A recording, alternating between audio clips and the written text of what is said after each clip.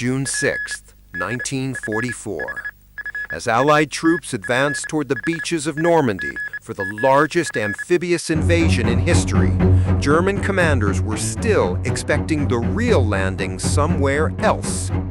The Nazis believed the main attack would not come here in Normandy, but far to the north at Pas-de-Calais, and most importantly, the intelligence reports of agents Hitler trusted deeply. Agents who didn't actually exist. So how did the world's most feared intelligence machine remain fooled even hours before D-Day began? As hundreds of thousands of soldiers and thousands of tanks stormed the beaches of Normandy, the German army kept its eyes fixed on the horizon, still waiting for what it believed would be the real invasion. Was it a faulty map, or a deception so flawless it felt indistinguishable from the truth? This is the story of how an ordinary man created an entire imaginary spy network, collapsed the Nazi war plan from the inside, and became one of the most influential double agents in history, changing the fate of World War II. How did a lie become so real?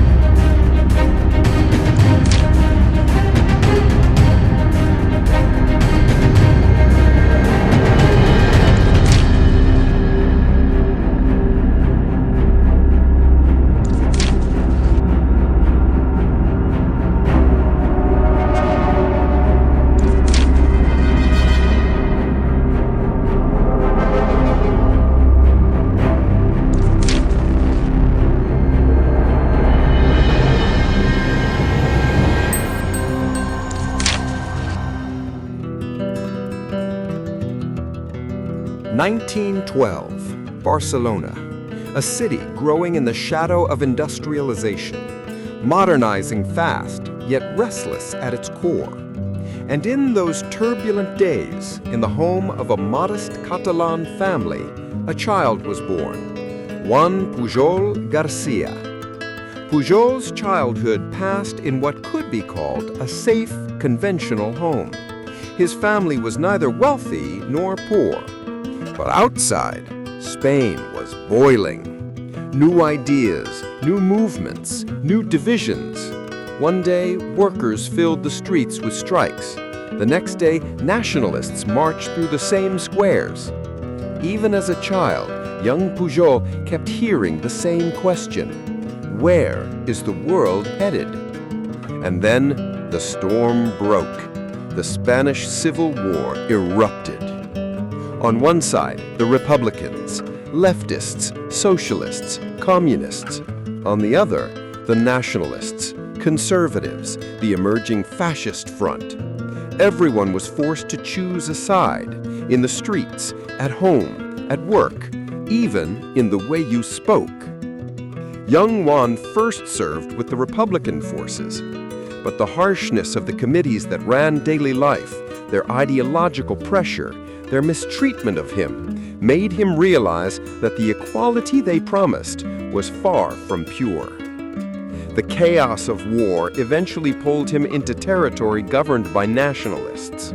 There he faced a different kind of oppression, the single-voice order of a fascist regime, lives shaped by command, and the growing shadow of Franco. Pujol had now seen both sides from the inside, and he noticed something they shared. Both tried to silence the individual. Those years left Juan Pujol with a sharp conclusion: I belong to neither side. He spent his entire youth trying to survive between two extremes, refusing to surrender to either.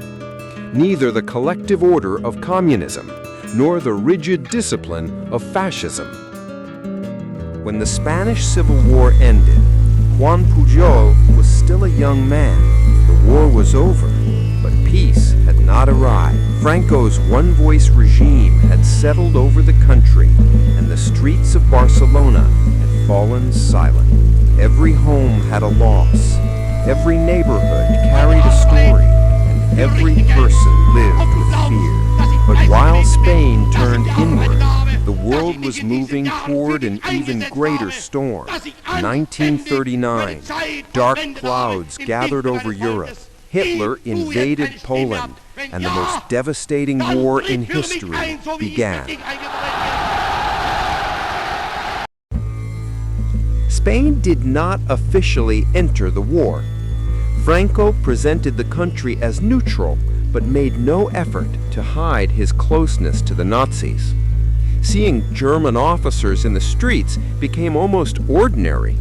Everyone whispered the same question: will the war reach Spain too? Young Juan Pujol watched all of this in silence, yet he could feel the war breathing down his neck. A dictator at Spain's borders, another at the heart of Europe, and Pujol, a young man growing up between two fires, understood one thing with absolute clarity. In this war, what matters is not the sides, but what is right. As Europe went up in flames, a small idea began to take root inside Pujol. He was just an ordinary man, a civilian, with no political or military connections. But something was growing within him, a sense of responsibility toward the world, and that feeling was about to pull him into one of the most pivotal roles in history. 1939. Europe was ablaze, but Juan Pujol García was stuck in an ordinary life in Barcelona.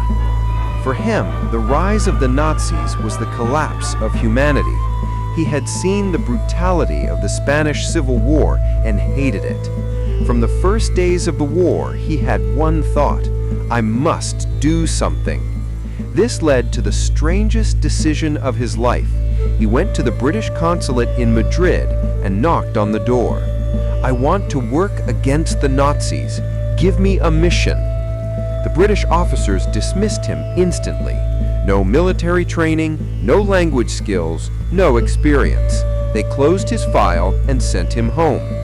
But this rejection didn't stop Pujol. It made him craft the plan of his life.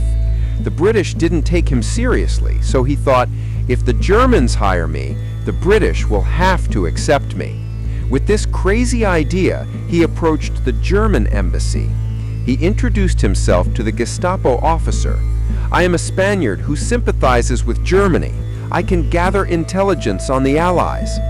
This was a total lie, but he played the role so convincingly that the officer directed him to the Abwehr, German military intelligence. They didn't check his background. All that mattered was his apparent reliability and strong motivation. The intelligence officer saw him as an exploitable fanatic. They had nothing to lose. They gave him a code name and a small allowance. Pujol officially became a German agent, but he still wanted to work for the British. His biggest flaw? He spoke no German, poor English, and had no spy training. But he never let the Germans realize it. Instead, he found a clever way around it. He argued, I am close to the British aristocracy and they do not speak German. To avoid misunderstanding, I will write my reports in Spanish. The Germans agreed. The Abwehr expected Garbo, Pujol's code name, to go to Britain and gather intelligence from inside. But there was one problem. Garbo was never going to Britain. Yet, to the Germans, he was bravely gathering vital intelligence deep inside London. This was a profound deception. In reality, Pujol, with his family, had not moved an inch beyond Lisbon. he prepared all his detailed reports from his small rented room. His sole sources were simply British newspapers, cinema listings, railway timetables, a few maps, and his absolutely boundless imagination. Pujol began writing not boring war reports, but compelling human stories. He passed notes to the Germans, claiming they were collected by his sources in the very heart of the capital. He reported the constant complaints of British soldiers, detailed the working class's deep discontent in the long food ration queues, and even included naval movements allegedly gleaned from a sailor's private letter to his wife. These incredibly specific, low-level details were considered irreplaceable gold by the German intelligence officers. These were the most difficult, the most natural pieces of information to acquire. However, Pujol's files were notoriously riddled with incredible, almost comical mistakes, predominantly due to his poor geographical knowledge. Pujol infamously reported that British ships departed Glasgow, Scotland, and sailed all the way to Seville, Spain, a critical, almost impossible blunder. Yet the trusting Germans dismissed the error as simple carelessness by Allied agents. For them, the plausible overall narrative and Pujol's strong perceived loyalty were far more important. His success was, ironically, creating a severe danger. They were demanding to know his sources. Desperate and needing to prevent total suspicion, Pujol was instantly forced to invent an entire, sophisticated, non-existent spy network. It was no longer just about making up information. Pujol began managing his phantom network with the meticulous precision of an experienced orchestra conductor. He invented Admiral, an ultra-right Scottish officer who was allegedly leaking highly sensitive information directly from the British Navy. He then created Seaman, a money-hungry Spaniard dedicated to collecting valuable harbor data across southern England's ports. Finally, he conjured up Bureaucrat, an idealist civil servant who risked everything to steal critical documents from the very heart of the War Ministry. The Germans now firmly believed Pujol controlled an elaborate network of 27 dedicated spies. But these highly fictional reports soon caught the sophisticated eye of British intelligence itself. When the British successfully cracked the German communication codes, they started intercepting these incredibly detailed reports supposedly coming straight from London. The reports were clearly false, but one thing was stunningly strange. These expertly fabricated stories were precisely what the Germans desperately wanted and needed to believe. British agents grew increasingly confused. They wondered aloud, is this man a clever fraud merely squeezing money from the Germans? Or is he actually a genius running the greatest double-agent deception in the history of warfare? It didn't take long for Thomas Harris, a brilliant MI5 officer, to finally track Pujol to his modest hiding place in Lisbon. The moment the British finally knocked on Juan Pujol Garcia's door, the most audacious and successful double-agent operation in history was officially about to begin. In 1942, under MI5 supervision, Pujol and his family were secretly brought to Britain. In London, he was given the code name that would make him one of the most famous double agents of all time, Garbo.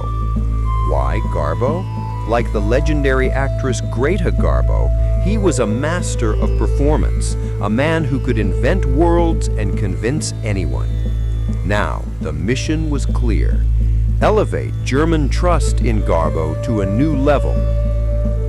Thomas Harris and Pujol began working like two co-authors, crafting an ambitious, evolving narrative.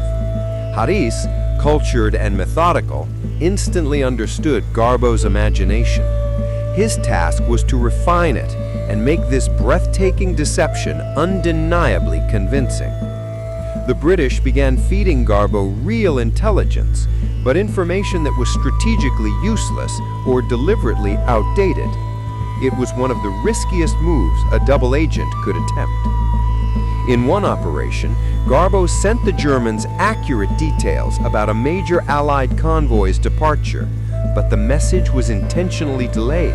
By the time it reached German hands, the convoy had already left port.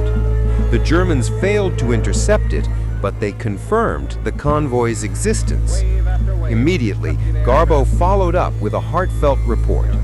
"I did everything in my power. My network is functioning flawlessly, but the delays at the telegraph office are beyond my control."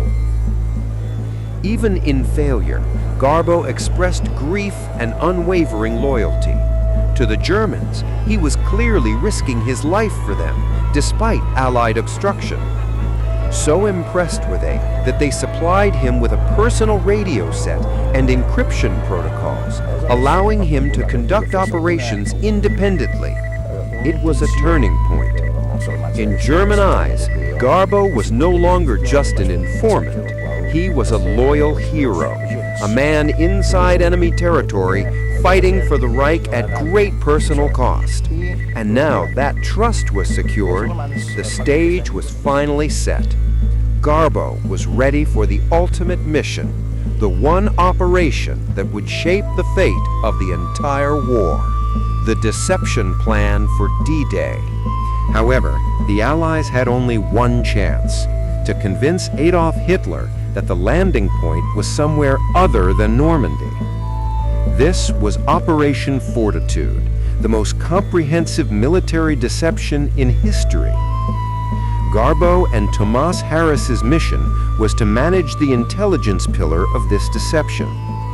The primary goal was to keep Hitler's troops held east of Normandy, in the Pas-de-Calais region. To achieve this, the Allies created a phantom army, the first United States Army Group, FUSAG. The command of this phantom army was given to General Patton, the general the Germans feared the most. Garbo frequently mentioned Patton's headquarters, his troops' morale, and their preparations in his reports. To deceive German reconnaissance planes, a massive buildup of forces was staged on the southeastern coast of England, the points closest to Pas-de-Calais. This army consisted of inflatable rubber tanks, canvas-covered aircraft, and scrap trucks. Garbo's agents reported in detail that this army was making its final preparations. Garbo's network of 27 fictional spies continuously fed information to validate the reality of the First Army Group. Every report indicated the arrival of final ammunition for the invasion.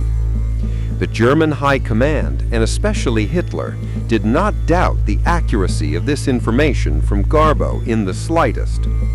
All German military planning was based on the fictional reality Garbo had created.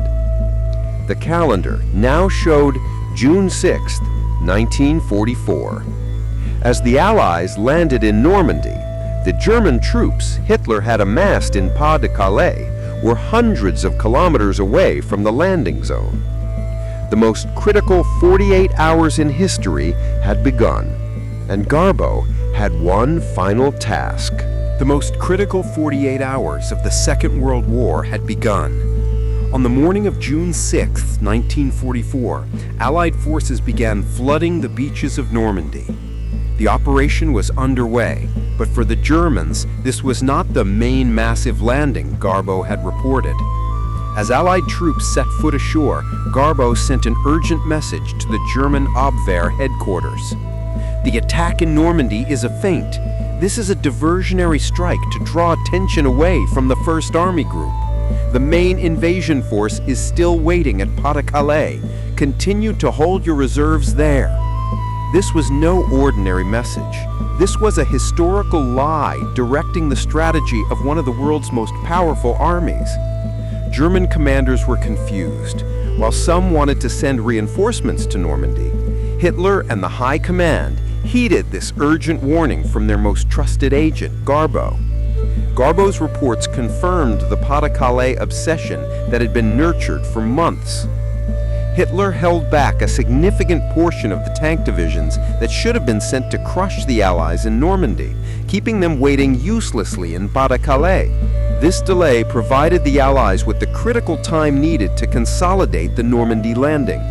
Garbo's imagination had saved thousands of lives and determined the course of the war. Germany believed Garbo's vital reports so strongly that even days after D-Day, German sources continued to affirm the deception. Garbo's success proved the complete collapse of the Abwehr in this operation. Juan Pujol García was the Allies' greatest weapon and the architect of history's biggest intelligence deception.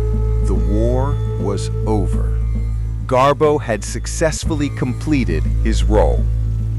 Juan Pujol García was the only person in history to be decorated for bravery by both the Nazis and the Allies. The Germans awarded their loyal agent, codenamed Arabelle, the Iron Cross for his outstanding services to Germany. Pujol received this medal in London at the MI5 office in a moment of ultimate irony. A few months later, in 1945, he was decorated again, this time as Garbo, with the Member of the Order of the British Empire. The medals were tragicomic proof that two enemy armies believed the same man was fighting on their side. Even though the war was over, the real danger for Juan Pujol was just beginning. The possibility of revenge-seeking Nazi sympathizers finding him was too high. Pujol, together with his wife Araceli, decided to stage one last deception for his family's safety. With MI5's help, information was spread in 1949 that he had died of malaria in Angola. Official documents were drawn up and announcements were placed in newspapers. One of the world's most famous spies quietly vanished. Juan Pujol García zeroed out his identity and life, immigrating with his wife and children to Venezuela. For 50 years, Juan Pujol's story remained a legend until the 1980s. An intelligence historian, disbelieving Pujol's death, began tracking him down in Venezuela. He finally found the most successful double agent in history behind the counter of a quiet bookstore. Pujol's death, like his entire career, was a perfect deception. Following the revelation of the truth, Juan Pujol García returned to Europe years later. He was an old man now, but he had finally emerged from the shadows. In 1984, at the 40th anniversary ceremony of the Normandy landings, Juan Pujol walked the beaches with the veterans of D-Day that day. He personally witnessed the victory that day. Juan Pujol García. He was an ordinary man who only believed in the truth, but he became one of the greatest spies to change the course of history. Juan Pujol García proved that he could determine the fate of the world's most devastating war using intelligence and imagination.